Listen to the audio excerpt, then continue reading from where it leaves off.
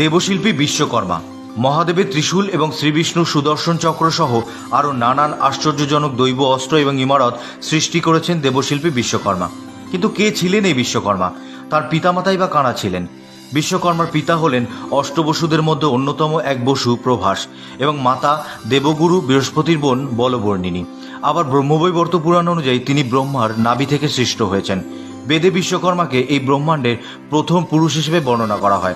সত্য, ত্রেতা, দাপর, কলি এই চার যুগেই দেবশিল্পীর সৃষ্ট শিল্পের নজির বিভিন্ন পুরাণ এবং গ্রন্থে উল্লেখিত আছে। সেখানে রাবণের লঙ্কা, পুষ্পক বিমান, শ্রীকৃষ্ণের দ্বারকানগরী, পাণ্ডবদের ইন্দ্রপ্রস্থ, পুরীতে প্রভু জগন্নাথের রূপদানের সঙ্গে সঙ্গে বেহুলা লক্ষিন্দারের লোহার বাসর, আরও অনেক সৃষ্টি স্বয়ং দেবশিল্পী বিশ্বকর্মার। মহাদেব বিয়ের পর মা পার্বতীর জন্য একটি সোনার প্রাসাদ তৈরি করার সিদ্ধান্ত নেন এবং এই কাজ একমাত্র বিশ্বকর্মাই করতে পারতেন। সুতরাং বিশ্বকর্মার ডাক পড়ে।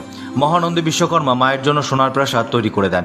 কিন্তু মা পার্বতী এই প্রাসাদে একদিনও বসবাস করতে পারেননি, কেননা প্রাসাদ তৈরি হয়ে যাওয়ার পর গৃহপ্রবেশের জন্য পুজো দিতে রাবণকে আমন্ত্রণ জানানো হয়। কেননা রাবণ ছিলেন একজন শ্রেষ্ঠ পুরোহিত, যার জ্ঞানকে বৃহস্পতির জ্ঞানের সঙ্গে তুলনা করা হয়। রাবণ পুজো করেন এবং দক্ষিণাস্বরূপ মহাদেবের কাছে সোনার প্রাসাদ প্রার্থনা করেন এবং মহাদেব তাকে সেই প্রাসাদ দিয়ে দেন।